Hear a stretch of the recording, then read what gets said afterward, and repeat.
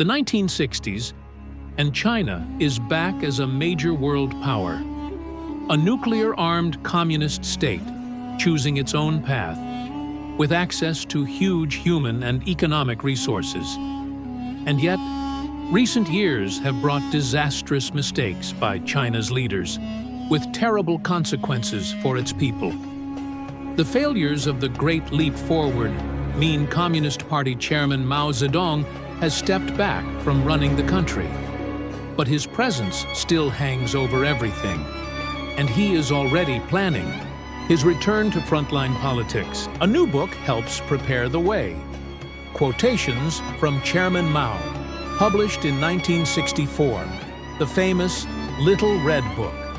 It contains 427 sayings that sum up the essence of Mao Zedong thought, and it is small enough to be carried and studied by every woman and man in China. More than 1 billion copies are printed in the next decade, second only to the Bible.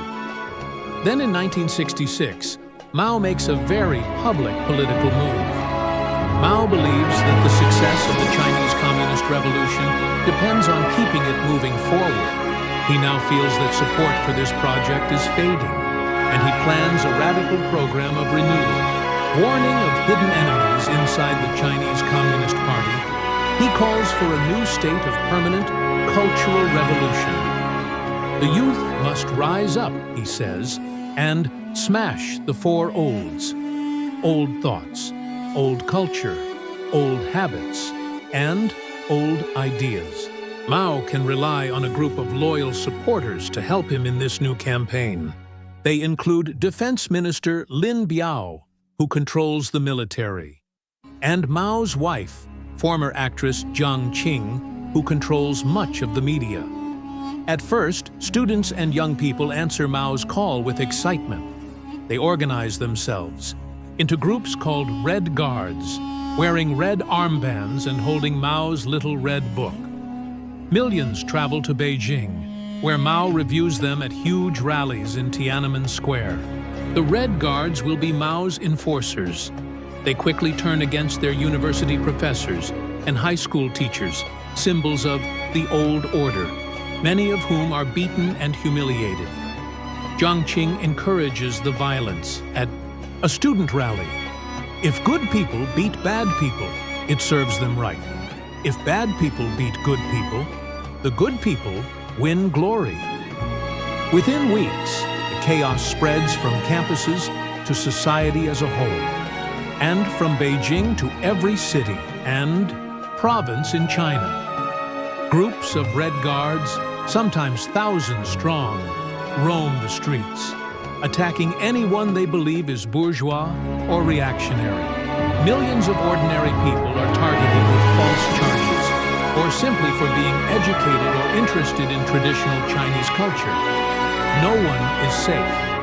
Victims are forced into struggle sessions, where they are publicly humiliated, tortured, and beaten, sometimes to death. Friends and family members are often forced to take part in the attacks. Millions of books, artworks, and monuments connected to pre-communist China are destroyed. On 26th December 1966, at his 73rd birthday party, Mao calls for all-round civil war. Party officials are to be removed and replaced with revolutionary committees. These will include only supporters of the Cultural Revolution. In other words, people loyal only to Mao. The military is ordered to support the purge, leading to a much bloodier stage of the Cultural Revolution. In 1967 alone, about 250,000 people are killed, and 750,000 are left permanently disabled. In 1968, Mao launches a new campaign to cleanse the class ranks, spreading even more terror. All parts of society, across all ages, are affected. Another 30 million people are forced into struggle sessions. Mao's wife, Jiang Qing, a key leader of the Cultural Revolution, is now one of the most powerful and feared people in China. The chaos reaches the top levels of the party as Mao settles scores with rivals he distrusts. Liu Shaoqi, China's head of state, is dragged to struggle sessions with his family. They are publicly beaten by Red Guards and put in prison. At the 1969 Party Congress, State Premier Zhou Enlai denounces Liu as a criminal traitor, enemy agent, and scab in the service of the imperialists, modern revisionists, and the nationalist reactionaries. A broken man, Liu dies in prison 7 months later. Other important victims include Deng Xiaoping, a leading reformer on the Politburo Standing Committee. He is sent to work in a tractor factory. His brother is driven to suicide. His son is tortured by Red Guards for months, then thrown from a Itibai, third-floor window, leaving him paralyzed for life. Many other senior officials are purged, including Xi Zhongxun, father of future Chinese leader Xi Jinping.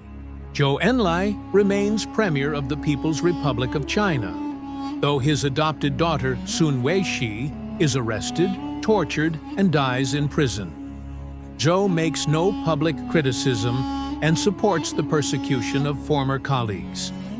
It is a way to survive politically. His personal relationship with Mao is tense. Mao envies Zhou's popularity, but depends on him to run the government and manage China's foreign relations. However, Mao names loyal defense minister Lin Biao, not Zhou, as his successor.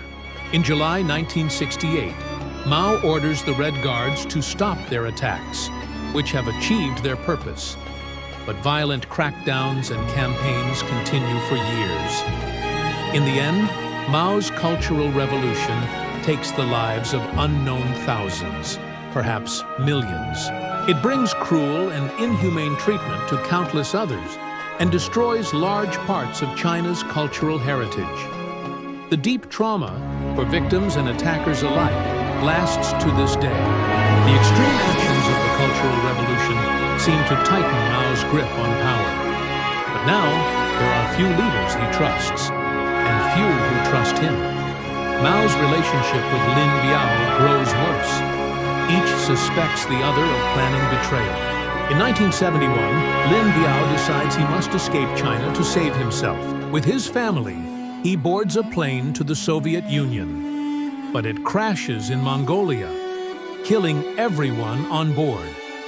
Lin's former allies in the People's Liberation Army are quickly purged.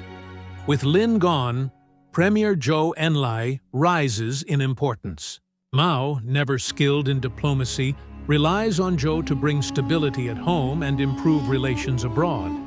In the early 1970s, Zhou oversees major foreign policy successes that increase his prestige. Since 1945, China's seat at the UN has been held by Taiwan, officially the Republic of China, created by Chiang Kai-shek after losing the Civil War. But in 1971, after years of diplomacy, the UN votes to recognize the People's Republic of China as the only legitimate representative of China, giving it Taiwan's seat as a permanent member of the UN Security Council. Since the 1960s, China's relationship with the Soviet Union has been tense. There have even been deadly border clashes between the two nuclear powers. Zhou now works to improve relations with the USA. In 1971, the U.S. ping-pong team is invited to visit China, the first official American visit since 1949. The players are welcomed by Zhou, who even tells the stronger Chinese team not to win every match. The visit is seen as a diplomatic success, opening the door for friendly exchange between the two nations. Building on this ping-pong diplomacy, U.S. President Richard Nixon visits China in 1972. Although Nixon strongly opposes communism, both sides see better relations as useful against the Soviet Union. As a result, the U.S. trade embargo, in place since 1949, is lifted. In 1973, Deng Xiaoping returns from exile. Mao agrees to restore him. By 1974, Deng is vice premier again, working with Zhou. Mao, sick and increasingly suspicious, begins to lose control, but he will outlive one old rival. Chiang Kai-shek dies in Taiwan in April 1975, aged 87. The rivalry continues into a new generation. 4 months later, heavy rain in Henan causes dams to collapse, flooding millions of homes.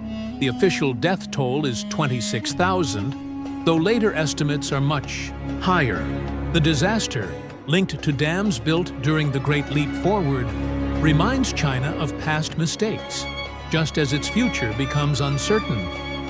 By 1975, the Communist Party is divided between reformers and loyalists. Deng Xiaoping and Zhou Enlai lead the reformers. They blame a gang of four, led by Jiang Qing, Zhang Chunqiao, Yao Wenyuan, and Wang Hongwen, for the worst abuses of the Cultural Revolution. The gang controls much of the media and fights back, calling Deng and Zhou counter-revolutionary rightists. Mao appears to support the gang. In January 1976, Zhou Enlai dies of cancer. Mao had delayed his treatment. Zhou remains deeply respected. On 4th of April, crowds gather in Tiananmen Square to mourn him and protest against the Gang of Four. The army clears the square, making arrests. Deng is blamed and removed again. Soon after, Mao Zedong dies at age 82. China enters national mourning. Millions visit his body in the Great Hall of the People. Mao is praised as the great helmsman, yet his rule brought both achievements and disasters, including famine and the suffering of the Cultural Revolution. The party is now split. Mao's chosen successor is Hua Guofeng. He promises to defend whatever Mao decided, but he balances loyalty with reform. On 6 October 1976, the Gang of Four are arrested and later found guilty. Jiang Qing and Zhang Chunqiao received death sentences, later reduced to life. In 1991, Jiang Qing dies by suicide in prison. With blame placed on the gang, Mao's image remains protected. But a new era begins. Deng Xiaoping returns to power. In 1977, Hua appoints him vice chairman. Deng pushes for radical reform and the 4 modernizations in agriculture, industry, science, and defense. By 1978, Deng is the real leader. China is poor, damaged by past campaigns. Deng believes reform and openness are the answer.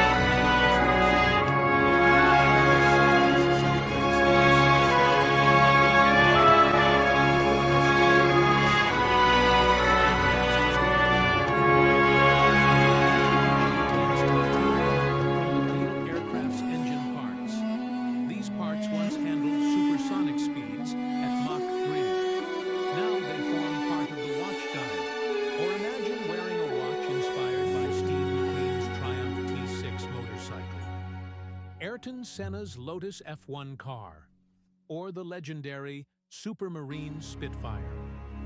Most watches only tell time. Wreck watches capture history. Founded in 2014, the company creates special timepieces from historic machines. Materials are carefully sourced from rare original parts. Viewers can get an exclusive discount. Visit wreckwatches.com and use the coupon code EPICHISTORY at checkout to receive 10% off any item, including pre-orders. Designs like the Habu series are limited editions, so act quickly. Thanks to Wreck Watches for sponsoring this video. Big thanks to our historical consultant, Dr. Lily Chang of University College London. And thanks to our supporters, from builders like Ulysses Gutierrez,